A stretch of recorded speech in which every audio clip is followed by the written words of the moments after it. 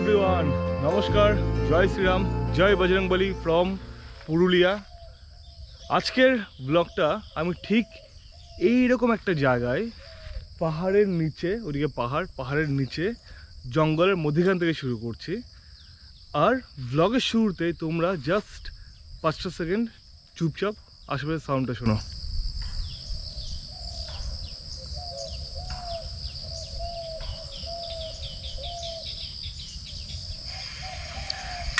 শুনে আগে বুঝুন আমরা কেমন ওয়েদারের মধ্যে আছি। চারিদিকে পাখির আওয়াজ,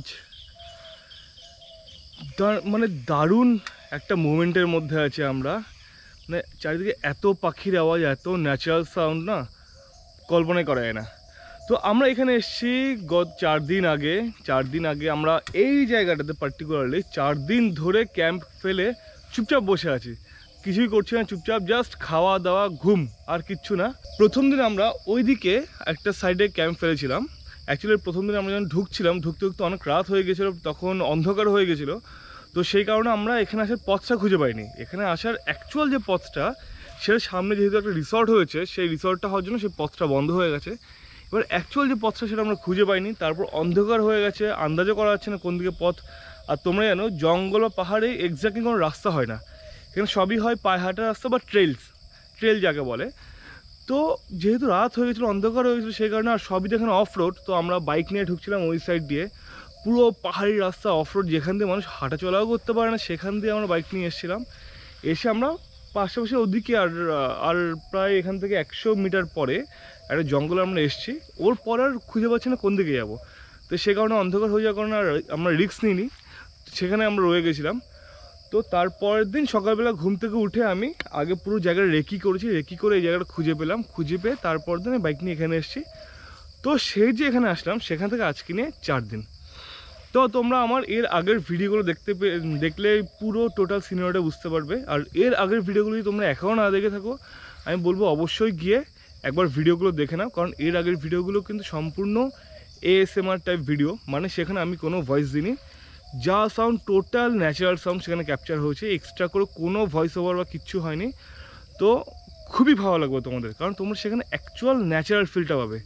ওই ভিডিওগুলো দেখলে তোমার মনে হবে যেন তোমরাই এই নেচারে আমার সাথে একসাথে আছো। তো আজকে আমাদের ফেরার পালা। আমি আমার প্রথম ভিডিওতে তোমাকে বলেছিলাম যে আমি এই টোটাল সিরিজটায় 2টো রুট কভার করব। এক হলো কলকাতা টু পুরুলিয়া ভায়া আসানসোল, যেটা দিল্লি রোড হয়ে আসছে, সেটা তোমরা আমার প্রথম ভিডিও দেখলে বুঝতে পারবে। সেখানে আমি ওই রুটটা দেখিয়েছি।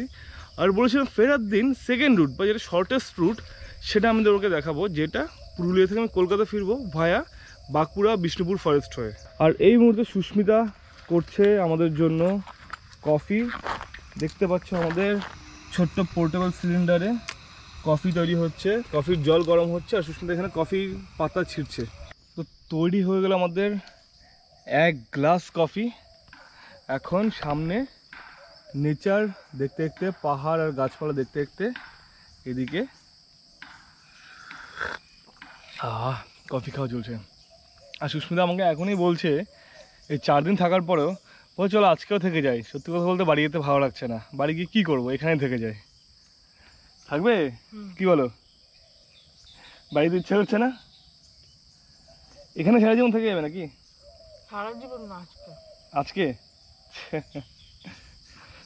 না, আজকে আর থাকা যাবে না, কারণ যেহেতু আমাদের আর রিসোর্স নেই, গ্যাসও শেষ হয়ে আসছে, আজকে ফিরতেই হবে। কফি খাওয়া শেষে এখন আমাদের চলছে এখানে ম্যাগি বানানোর প্রস্তুতি। যে আমি অলরেডি লঙ্কা পেঁয়াজ কেটে রেখেছি, আর সুস্মিতা এখন বানাবে ম্যাগি। তো তৈরি হয়ে গেলো আমাদের গরমা গরম ম্যাগি, আর এখন সার্ভ করার পালা।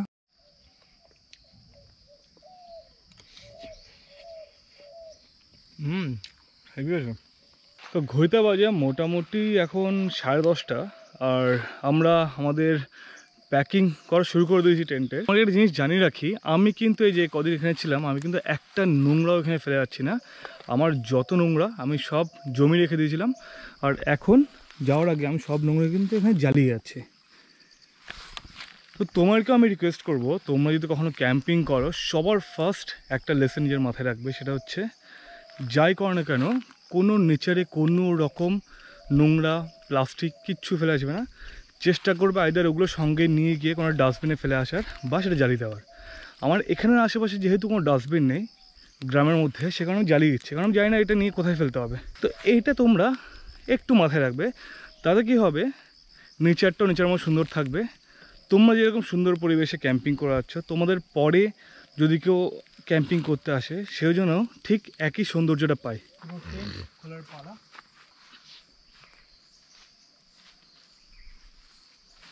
আস্তে আস্তে সব খুলে নাও, আস্তে আস্তে খুলবো।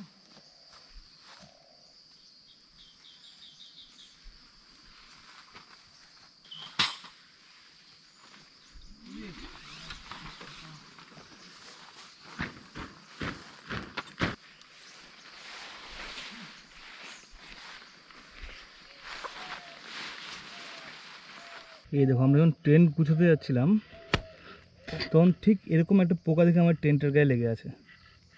তোমরা কেউ চিনে থাকো এটা কী পোকা আমাকে কমেন্ট করে জানাও। তো চলো শুরু করে দিলাম আমরা আমাদের জার্নি। এর প্রথম দিকটা কিন্তু বেশ ভালো অফরোড আছে, তোমাকে পুরোটাই দেখাবো অফরোডটা।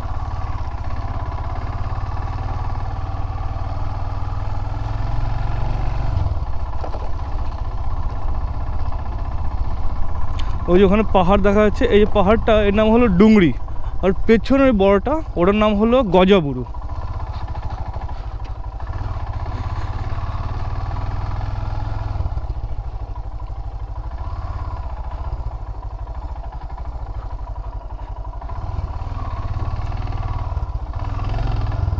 না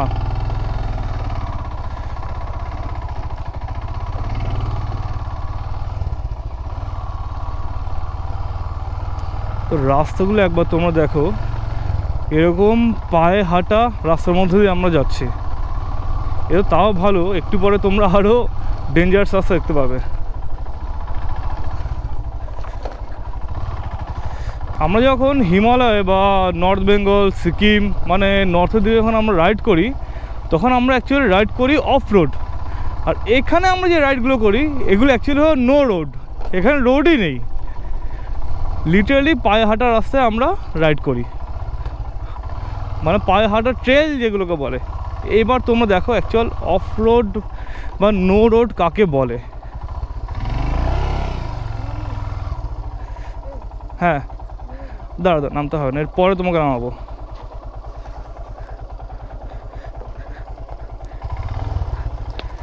এই হচ্ছে রাস্তা।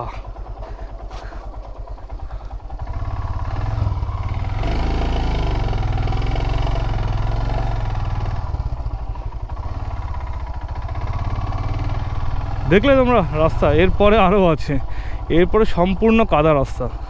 সে এই রাস্তা দিয়ে এখন আমার পার হতে হবে। দেখতে পাচ্ছ কি কাদা। তুমি একটা কাছে তুমি নেমে যাও, নেমে একদিকে উঠে সোজা গিয়ে মেয়েরা আছে ওখান দিয়ে বেরোবে। হ্যাঁ ওখান থেকে নামবে, আমি যাচ্ছি, আমার পিছু পিছু আসো। হ্যাঁ তখন এই রাস্তা দিয়ে আমার যেতে হবে।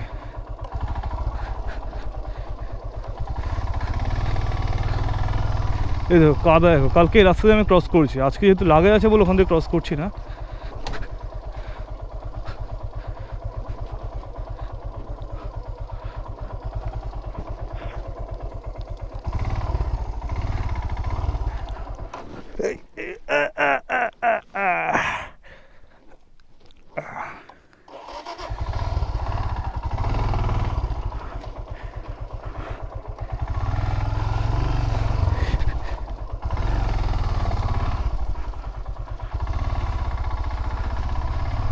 দেখলে রাস্তার অবস্থা। তো এখন আর চাপ নেই, এরপর রাস্তা মোটামুটি এরকম কাদা আছে কিন্তু অতটা খারাপ রাস্তা নেই, তো বেরিয়ে যাওয়া যাবে।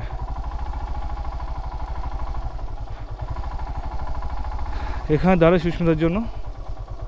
আমরা এখন যে রাস্তাটা দিয়ে যাচ্ছি, মজার ব্যাপার কী জানো, এটা কিন্তু অ্যাকচুয়ালি কোনো রাস্তাই না, এটা হচ্ছে অ্যাকচুয়ালি খাল বলতে পারো। সামনে ড্যাম আছে, তো ড্যাম থেকে এখানে জল ছাড়া হয়, তো এইখানটা সারা বছর ঠিক এরকম জল থাকে। তো এটা কোনো রাস্তায় না, আমরা পুরো খালের উপর দিয়ে গাড়ি চালিয়ে যাচ্ছি এখন। আর চারিদিকে দেখো কি সুন্দর সবুজ সোনালি ধান, আর এদিকে ধান কাটা হয়ে গেছে অলরেডি। যে এদিকে একজন আছে সাহেবদা বলে, এই গ্রামেরই একজন পরিচিত, তার সাথে একটু দেখা করে আসে। এই হলো সাহেবদা। আসলাম।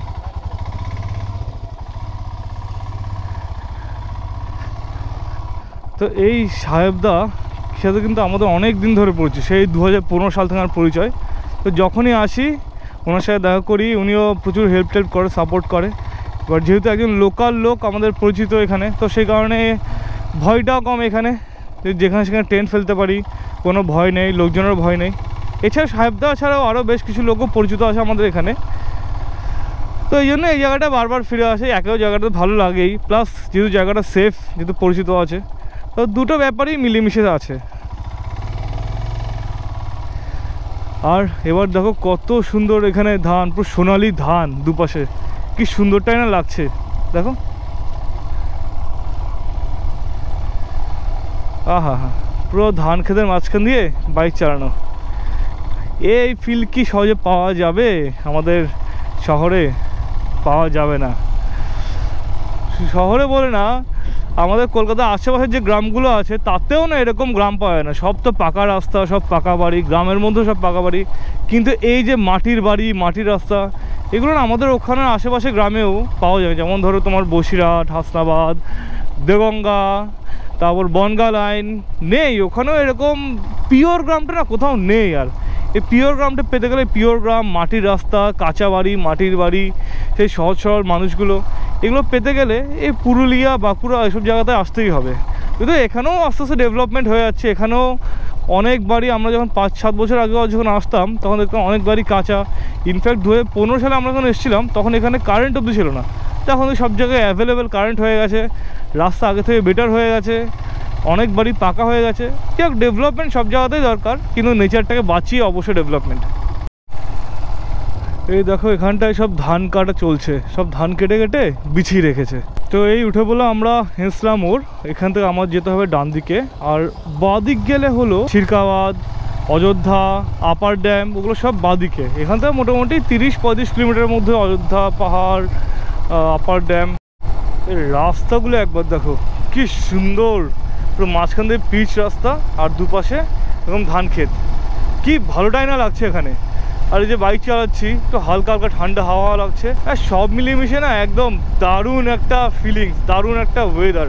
আর পরিবেশটা, কিন্তু রোদটাও নেই, হাওয়া দিচ্ছে, মেঘলা ওয়েদার, এত চার্মিং একটা ওয়েদার নেই এই মুহূর্তে।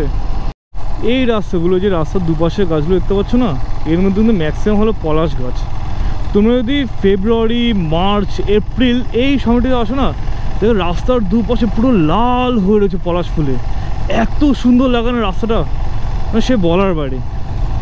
এই পুরুলিয়াতে আসার অ্যাকচুয়ালি 3টে টাইম আছে। একটা হচ্ছে মেইন হলো শীতকাল, শীতকালে আসা যায়। আর এক হচ্ছে অনেকে পলাশ গাছ দেখতে আসে এই টাইমটা, ফেব্রুয়ারি, মার্চ, এপ্রিল। এপ্রিলটা অ্যাভয়েড করাটাই বেটার, তার কারণ সেই সময় প্রচণ্ড গরম পুরুলিয়াতে মার্চ এপ্রিলে। তো ফেব্রুয়ারিতে আসলে মোটামুটি পলাশ ফুল স্টার্ট হয়ে যায়, তোমরা পলাশ ফুল দেখতে পাবে। কিন্তু পুরুলিয়াতে গরমকাল প্রচণ্ড গরম, তো ফেব্রুয়ারি মাসে অনেকে আসে। আর এক হচ্ছে বর্ষাকালে, বর্ষাকালে যেহেতু গরমটা একটু কমে যায়, তো সেই কারণে তখন কিন্তু এর সৌন্দর্য কিন্তু আলাদা। এই যে এখন ড্রাই ড্রাই ব্যাপার দেখতে পাচ্ছ পুরুলিয়াতে, ন্যাড়া একটা ব্যাপার। বর্ষাকালে চারিদিক মানে সবুজে ভরে ওঠে, পুরো গাঢ় সবুজে ভরে ওঠে। মানে শীতকালের একরকম সৌন্দর্য, বসন্তকালের একরকম সৌন্দর্য, আর বর্ষাকালের অন্যরকম সৌন্দর্য। তো এর মধ্যে আমার বেস্ট লাগে শীতকাল, তার কারণ একটাই, অবভিয়াসলি ঠান্ডার জন্য, কারণ এখানে প্রচণ্ড গরম। আমি যখন লাস্ট বর্ষাকালে এসেছিলাম আগস্ট মাসে, তখনও কিন্তু বেশ ভালো রকমের গরম ছিল। আমার টামনা মোড়ে, এখান থেকে আমাদের নিতে হবে বাঁদিকে, আর ওদিকে সোজা গেলে এখান থেকে 500 মিটার পরেই হলো টামনা রেল স্টেশন।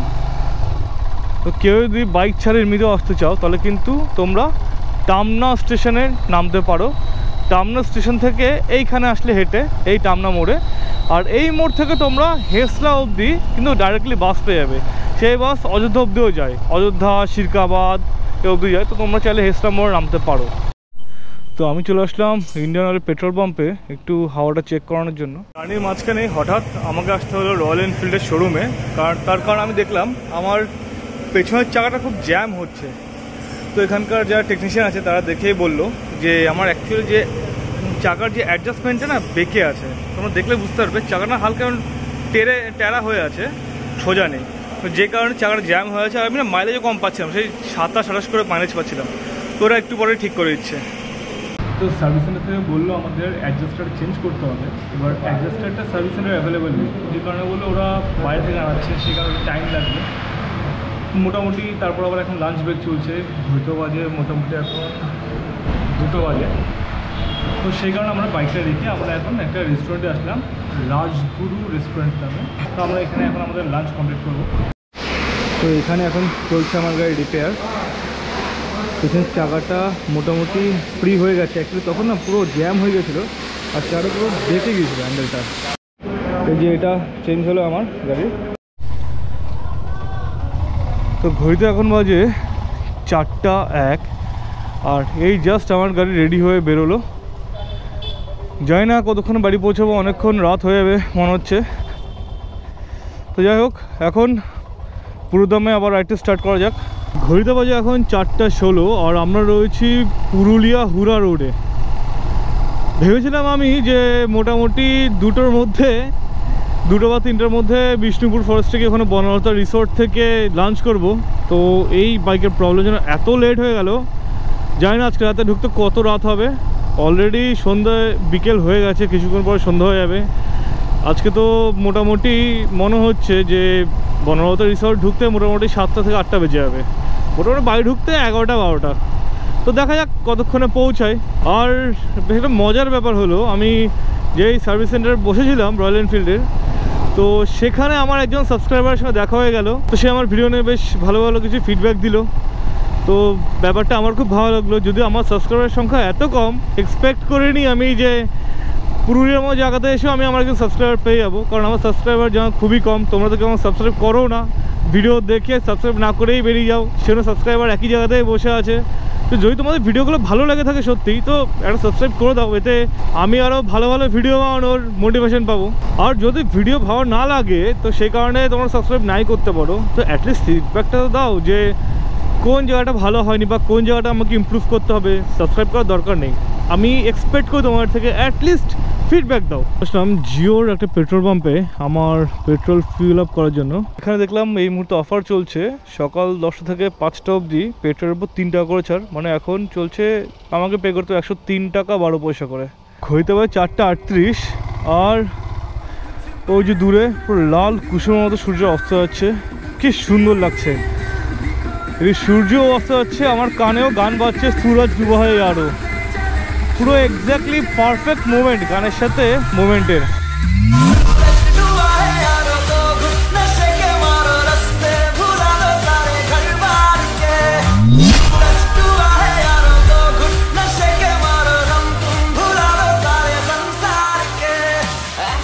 যেখানে আমি ক্যাম্প করেছিলাম সেখানে দেখলাম সেখানকার ছেলেরা সকালবেলা গরু নিয়ে মাঠে যাচ্ছে, এদিকে গরু গরুর মতো চড়ে বেড়াচ্ছে, আর এদিকে সে রীতিমতো পাবজি খেলে বেড়াচ্ছে। পাবজি বলো, ফ্রি ফায়ার বলো, সেই মোবাইলে খেলে বেড়াচ্ছে। গাছের নিচে বসে আছে, নেচার না দেখে মোবাইলে খেলেই বেড়াচ্ছে। কি হয়ে গেছে আজকে জেনারেশনের ভগবান জানে। আমরাই মনে সেই ওর জেনারেশনে পড়ে আছি, নিউ আপগ্রেড হতে পারলাম না, সে এখনও পুরনোই রয়ে গেছি। এই যে এখন সন্ধ্যা হচ্ছে আর সব গরু ছাগল সব ঘরে ফিরছে। এই লোকেশনটাকে তোমরা ফিল করো, মাঝখান দিয়ে রাস্তা দিয়ে আছি আর বাদে কিন্তু পুরো ঘন জঙ্গল, আর ডান দিকে খোলা মাঠ জঙ্গল মিক্সড আপ হয়ে আছে, আর দূরে আমি জানি না গোলপথে দেখা যাচ্ছে কিনা একটা পাহাড় দেখা যাচ্ছে। কি কম্বিনেশন না। সময় যখন রাতে 8:30 তখন সবে আমরা পৌঁছলাম বনলতা রিসর্টে। এখানে আধা ঘন্টা একটু রেস্ট নিয়ে এবং খাওয়া দাওয়া করে আমরা আবার যাত্রা শুরু করে দিলাম আমাদের বাড়ির উদ্দেশ্যে। চলে আসলাম আমরা কতুলপুর মোড়ে, আর এখান থেকে আমরা যাব সোজা সামনের দিকে। এইখানে বোধহয় একটা টোল ট্যাক্স তোলার একটা টোল বুথ তৈরি করা হচ্ছে, কিন্তু টোল ট্যাক্স নেবে কিসের জন্য? রাস্তায় তো ভালো নেই এখানে, এই তো রাস্তা, এর আবার টোল ট্যাক্স। তো আমরা চলে এসেছি আরামবাগের খুব কাছাকাছি, যে এখানে দেখা যাচ্ছে আরামবাগ বাঁ দিকে 3 কিলোমিটার আর কলকাতা 91 কিলোমিটার। তো এই মোড় থেকে আমাদের যেতে হবে বাঁ দিক।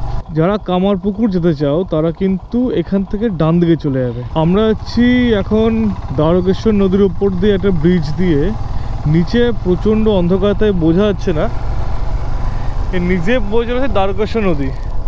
তবে অন্ধকার যা বুঝতে পারছি নদীর জল খুব একটা নেই, ম্যাক্সিমামটা চড়া পড়ে গেছে। চলে আসলাম আমরা পল্লীশ্রী মোড়ে, আর এইখান থেকে আমাদের আইল্যান্ডটা ঘুরে নিতে হবে ডান দিক।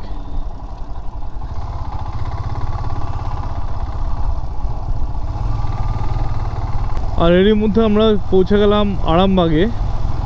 এখান থেকে দেখাচ্ছে আর আমাদের বাড়ির ডিস্টেন্স 89 কিলোমিটার, যেটা কভার করতে আমাদের লাগবে 2.5 ঘন্টা। আর সময় বলছে এখন 10টা 4, মানে মোটামুটি 12:30। 12:30 সেটা একটা মতো হতে পারে, কারণ আমি কন্টিনিউ গাড়ি চালাবো না, মাঝখানে 1-2বার দাঁড়াতে হবে।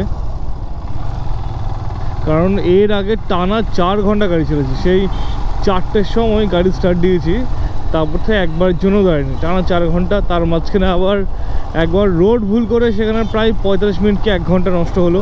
তাহলে 1 ঘন্টা, আরও 1 ঘন্টা আগে আমরা বনলতা রিসর্ট পৌঁছে যেতাম। আরামবাগের পর ঠিক এই মোড় থেকে আবার নিতে হবে বাঁদিকে। তো এই মোড় থেকে বাঁদিক নেওয়ার পর আর মোটামুটি সেরকম কোনো ডান দিক বাঁদিক নেই, এরপর মোটামুটি ম্যাক্সিমাম রাস্তাটাই সোজা।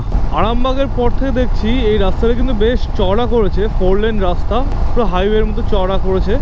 মোটামুটি বেশ ভালো স্পিড মেনটেন করে চালানো হচ্ছে। আমি এখন 70-80 চালাচ্ছি, যেহেতু রাত হয়ে গেছে সে কারণে গাড়ির সংখ্যা বেশ কম। জানি না দিনের বেলা কেমন হবে। রাস্তাটা কিন্তু এই জায়গায় দারুণ লাগছে। এই দুপাশে রাস্তার মাঝখান দিয়ে লাইটগুলো দিয়েছে না, পুরো রাস্তার উপর পড়ে ঝকঝক ঝকঝক করছে রাস্তাটা। যা বলতে বলতে আবার সেই খারাপ সরু রাস্তা শুরু। জাস্ট 1-1.5 কিলোমিটার এরকম ভালো রাস্তা পেলাম, আবার তো দেখি সেই জেকে সেই বরং আরও খারাপ রাস্তা, পুরো ভাঙাচোরা রাস্তা। যা তো চাপাডাঙ্গার পর থেকে কিন্তু সেরকম 4 লেন রাস্তা প্রচণ্ড খারাপ, আবার সেই বড় বড় গর্ত, বিশাল বাজে অবস্থা। তো চাপাডাঙ্গার পর থেকে কিন্তু 4 লেন রাস্তা শেষ, আর কিন্তু কোনো 4 লেন রাস্তা পাওয়া যাবে না। তো এই আরামবাগ থেকে চাপাডাঙ্গা এই অবধি যে একটু আরাম করে আসা যায়, তারপরে আবার জেকে সেই, বরং রাস্তা খুবই খারাপ। আর হঠাৎ করে ভাঙাচোরা চলে আসছে, আর গর্তগুলো বিশাল বড় বড়। ঘড়িতে সময় রাত 12:11, আর আমরা উঠে পড়লাম ডানকুনি মোড়ে। এখান থেকে আমরা যাবো এখন রাইট সাইডে। মধ্যমগ্রাম ক্রস করে আমি জাস্ট এইমাত্র ঢুকলাম বারাসাত। এখন ঘড়িতে সময় 12:56, আমার আর মোটামুটি 15 মিনিট ঘরে ঢুকতে লাগবে। তো এই ভিডিওটাকে এবং এই সিরিজটাকে আমি এখানে এন্ড করছি। তোমরা যদি এর আগের ভিডিওগুলো না দেখে থাকো তাহলে অবশ্যই ভিডিওগুলো দেখো। আর আমি তোমাকে একটা রিকোয়েস্ট করব যে ভিডিওটা তোমাদের ভালো লাগুক বা খারাপ লাগুক, যেমনই লাগুক আমাকে ফিডব্যাক দাও। ভালো লাগলেও কমেন্ট করে জানাও যে ভালো হয়েছে, আর যদি ভালো লেগে না থাকে তাহলেও আমাকে অবশ্যই কমেন্ট করে জানাও যে কোন জায়গাটা ভালো লাগেনি বা আমি কি ইমপ্রুভ করতে পারি, সেটা আমাকে ফিডব্যাক দিয়ে আমাকে জানাও, তবেই তো আমি আমার ইমপ্রুভমেন্টগুলো করতে পারবো।